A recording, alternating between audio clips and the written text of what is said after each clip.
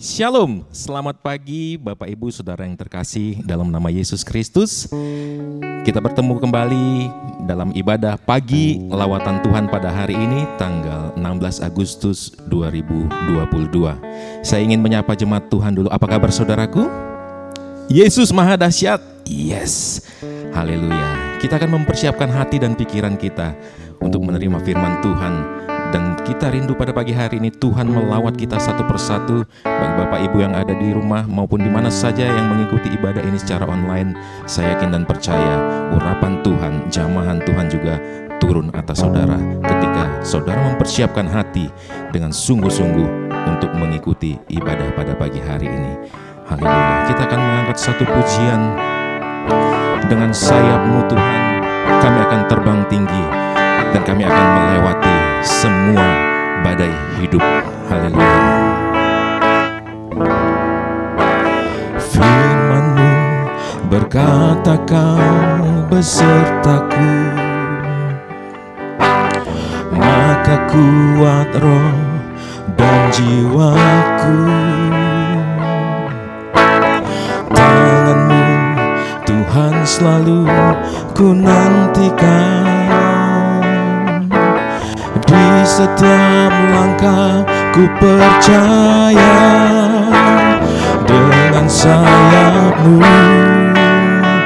ku akan terbang tinggi. Di tengah badai hidup ku tak menyerah. Kau kekuatan dan perlindungan bagiku, pertolonganku di tempat maha tinggi. Ku mengangkat tanganku, aku berserah. Kau ku nantikan, Kau yang ku sembah, Yesusku, Rajaku. Haleluya. Kita katakan sekali lagi firman-Mu. Firman-Mu berkata Kau besertaku. Yes Lord. Maka kuat roh dan jiwaku. Tangan-Mu Tuhan selalu ku nantikan. Di setiap langkah ku percaya, dengan sayap-Mu ku akan terbang tinggi. Di tengah badai hidup ku tak menyerah. Kau kekuatan dan perlindungan bagiku, pertolonganku di tempat maha tinggi. Ku mengangkat tanganku, aku berserah. Kau ku nantikan, Kau yang ku sembah, Yesusku, Rajaku. Kau ku nantikan, Kau ku nantikan, Kau yang ku sembah. Kau ku nantikan, Kau ku nantikan, Kau yang ku sembah. Oh, Kau ku nantikan, Kau ku nantikan, Kau yang ku sembah, Yesusku, Rajaku. Haleluya.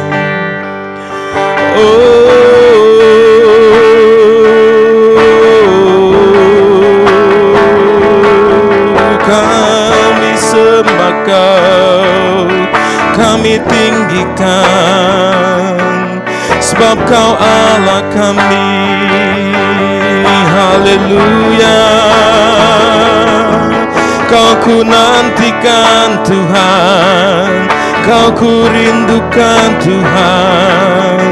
Oh Yesus, Engkau Allah kami. Berkaryalah pagi ini Tuhan, melawat setiap hati. Haleluya. Terima kasih Yesus. Oh,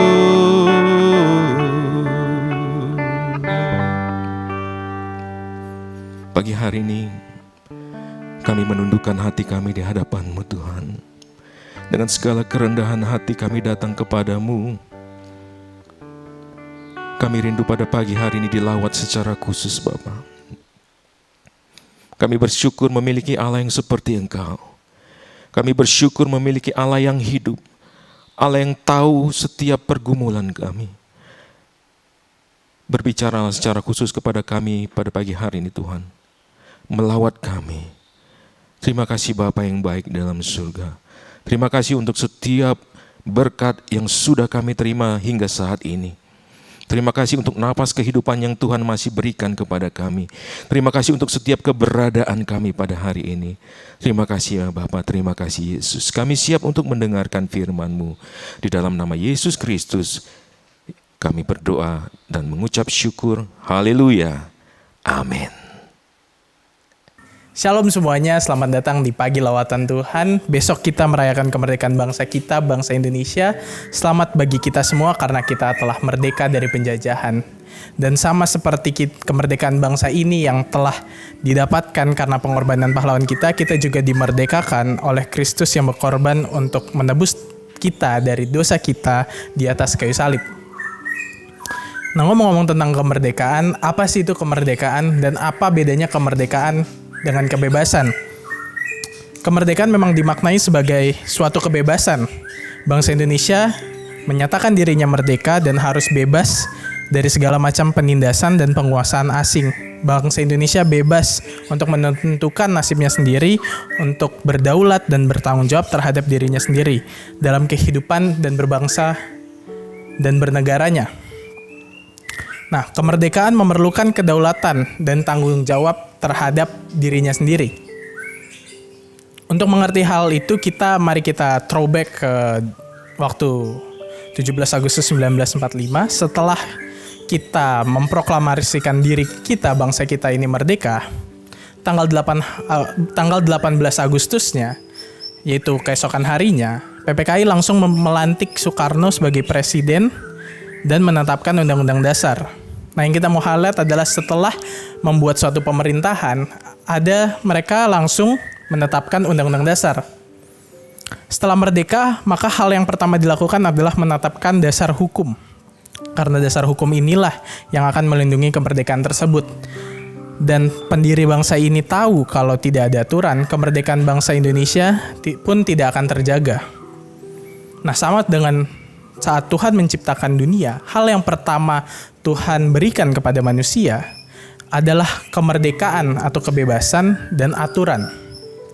Pada Kejadian 2 ayat 16 dan 17 berkata, lalu Tuhan Allah memberi perintah ini kepada manusia, semua pohon dalam taman ini boleh kau makan buahnya dengan bebas, tetapi pohon pengetahuan tentang yang baik dan yang jahat itu, janganlah kau makan buahnya, sebab pada hari engkau memakannya, pastilah engkau mati. Di sini Tuhan memberikan kita sebuah kemerdekaan, kebebasan untuk memakan apapun di dunia yang telah dibuatkan Tuhan, dan kebebasan untuk memilih apakah dia mau makan atau tidak. Tapi ada konsekuensinya. Simpelnya begini, Tuhan bilang, kamu boleh makan apa aja di taman ini, tetapi kamu pasti akan kehilangan kebebasanmu jika kamu melanggar perintahku. Merdeka bukan berarti kita bebas melakukan apapun. Kemerdekaan bukan berarti tidak ada aturan. Justru kemerdekaan harus dilindungi dengan aturan. Nah, mengapa demikian? Karena dari setiap kebebasan pasti ada konsekuensinya, dan aturan itu ada untuk menjauhkan kita dari segala konsekuensi yang dapat membuat kita sengsara. Coba bayangkan kalau kita ikut lomba olahraga, badminton contohnya, dan di lomba tersebut tidak ada aturannya. Nggak ada garis pembatas, nggak ada net, dan nggak ada aturan lainnya. Bagaimana kita tahu kita menang atau kalah? Bagaimana kita bisa berkembang jika tidak ada kepastian, tidak ada aturan? Bahkan atlet bulu tangkis yang sangat jago pun, dia tidak bisa mengeluarkan, tidak bisa mengembangkan potensinya karena tidak ada kepastian atau tidak ada keaturan tersebut. Sehingga kita dapat simpulkan bahwa kemerdekaan yang sesungguhnya mendatangkan damai sejahtera, mendatangkan kepastian, dan memberikan perlindungan sehingga tercipta suasana yang kondusif, sehingga seorang dapat mengembangkan potensinya atau dapat berprestasi, atau yang biasa kita bilang di gereja, dapat menggenapi rencana Tuhan di dalam hidupnya. Nah, lalu setelah kita tahu apa itu kemerdekaan dan bagaimana kemerdekaan itu ada, apa sih atau bagaimana sih kita menjaga kemerdekaan kita dan bagaimana kita memaksimalkan kemerdekaan kita yang telah Yesus tebus melalui pengorbanannya di kayu salib? Yohanes 8 ayat 31-32 berkata, "Maka katanya kepada orang-orang Yahudi yang percaya kepadanya, jikalau kamu tetap dalam firman-Ku, kamu benar-benar adalah murid-Ku, dan kamu akan mengetahui kebenaran, dan kebenaran itu akan memerdekakan kamu." Kemerdekaan kita sangat ditentukan dari penundukan diri kita kepada Tuhan melalui firman Tuhan. Sekali lagi, kemerdekaan kita sangat ditentukan dari penundukan diri kita kepada Tuhan melalui firman Tuhan. Karena firman Tuhan diberikan kepada kita bukan untuk keuntungannya, melainkan untuk keuntungan kita. Dia mau kita mengikuti firman-Nya supaya kita bisa menjaga kemerdekaan kita.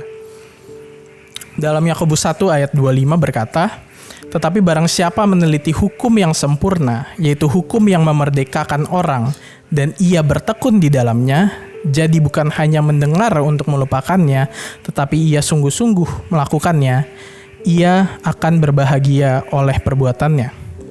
Bukan hanya mendengar untuk melupakannya, tetapi sungguh-sungguh melakukannya, ia akan berbahagia oleh perbuatannya. Jadi bukan hanya mendengar saja lalu melupakannya, melainkan juga kita harus meneliti dan melakukan hukum tersebut, meneliti dan melakukan firman Tuhan. Karena dengan itu, maka kemerdekaan kita akan terjaga dan kita akan mendapatkan damai sejahtera dan kemerdekaan kita akan terjaga. Sebagai contoh, firman Tuhan berkata, "Kasihilah musuhmu." Ini adalah perintah yang cukup kontradiktif. Kasihilah musuhmu, kasih dan musuh. Itu adalah dua kata yang sangat kontradiktif. Namun kenapa Tuhan memberikan perintah untuk mengasihi musuh kita? Coba kita pikirkan dan coba kita balik polanya. Bagaimana jika kita membenci musuh kita, maka apa yang kita lakukan di keseharian kita? Pada hari pertama kita membenci musuh kita, atau kita memproklamirkan kita benci dengan seseorang gitu, misalkan benci sama mantan kita. Ya. Pertama kali yang kita lakukan pada hari itu juga adalah kita bakalan mikirin orang itu, bakalan mikirin musuh kita.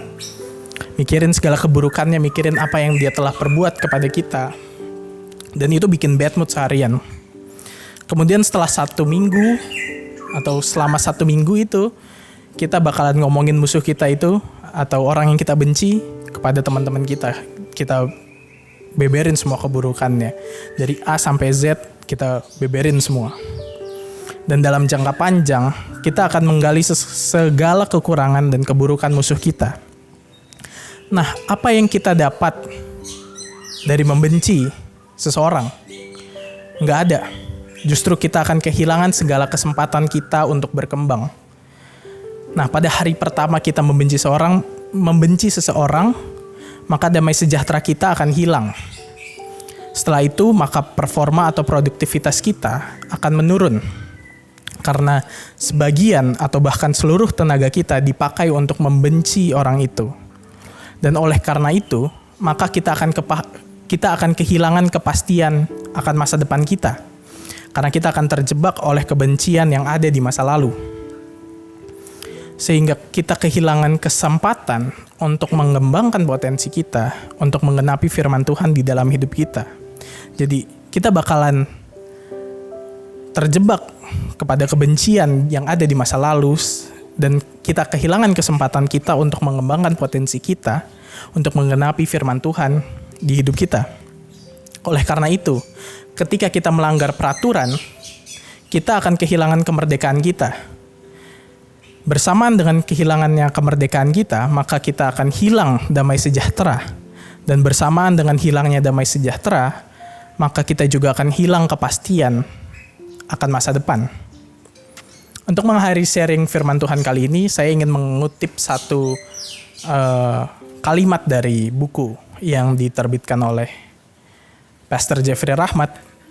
Beliau berkata demikian, "Every commandment that God gave us is for our benefit and not for His benefit." Setiap perintah dan hukum yang Tuhan berikan bukan untuk kepentingannya, melainkan untuk kepentingan kita. Perintahnya adalah untuk menjaga kebebasan kita, untuk mengamankan masa depan kita, memberkati kita, dan melindungi kita dari kejahatan. Jadi jika kita tidak ingin mematuhi perintahnya atau kita tidak ingin melakukan perintahnya, itu tidak akan mempengaruhi dia sama sekali, tetapi itu akan berpengaruh kepada kita. Larangan ada untuk perlindungan dan bukan untuk halangan. Sekian firman Tuhan pada pagi hari ini. Tuhan Yesus memberkati. Mari kita bersatu dalam doa. Ya Tuhan, terima kasih ya Tuhan karena pada hari ini kami boleh mendengarkan firman-Mu. Kami boleh merdeka dari dosa-dosa kami karena Engkau ya Tuhan. Dan besok kami, bangsa kami akan merdeka untuk ke-77 tahun. Kiranya Engkau boleh memberkati bangsa ini agar bangsa ini dapat lebih baik lagi dan dapat terus menjaga kemerdekaannya. Dan kiranya Tuhan, firman yang boleh kami dengar pada hari ini boleh juga membantu kami untuk menjaga kemerdekaan kami agar kami dapat luput dari dosa-dosa kami. Terima kasih ya Tuhan. Inilah doa kami yang kami menteraikan di dalam nama-Mu Tuhan kami Yesus Kristus. Haleluya. Amin. Terima kasih telah mengikuti Pagi Lawatan Tuhan pada pagi hari ini. Terima kasih juga buat Bang Raja untuk pelayanannya. Tuhan Yesus memberkati. Kita masuk kepada Warta Sepekan. Pada hari Kamis jam 10 pagi ada mesbah pendoa syafaat secara onsite di gereja. Kemudian pada hari Sabtunya ada hangout with youth secara onsite jam 5 sore. Nanti akan dihubungi kembali, akan disampaikan kembali, akan diinfokan kembali di WhatsApp group Youth Circle. Itu aja untuk warta pada pagi hari ini. Mari kita bersatu dalam doa. Ya Tuhan, terima kasih atas berkat-Mu pada hari ini. Terima kasih kalau kami boleh mendengarkan firman pada pagi hari ini. Sebentar kami ingin melakukan aktivitas kami pada pagi hari ini. Kami ingin melanjutkan aktivitas kami pada pagi hari ini. Kiranya Engkau boleh memberkati kami, boleh menjaga kami di dalam keseharian aktivitas kami ya Tuhan. Kami buka segala aktivitas pada minggu ini, kami buka segala aktivitas pada hari ini, minggu ini, hanya di dalam nama-Mu Tuhan kami Yesus Kristus yang telah mengajarkan kami berdoa. Bapa kami yang ada di surga, dikuduskanlah nama-Mu, datanglah kerajaan-Mu, jadilah kehendak-Mu di bumi seperti di surga. Berikanlah kami pada hari ini makanan kami yang secukupnya, dan ampunilah kami akan kesalahan kami seperti kami juga mengampuni orang yang bersalah kepada kami. Dan janganlah membawa kami ke dalam pencobaan, tetapi lepaskanlah kami daripada yang jahat. Karena Engkau yang punya kerajaan dan kuasa dan kemuliaan sampai selama-lamanya. Amin. Tuhan Yesus memberkati.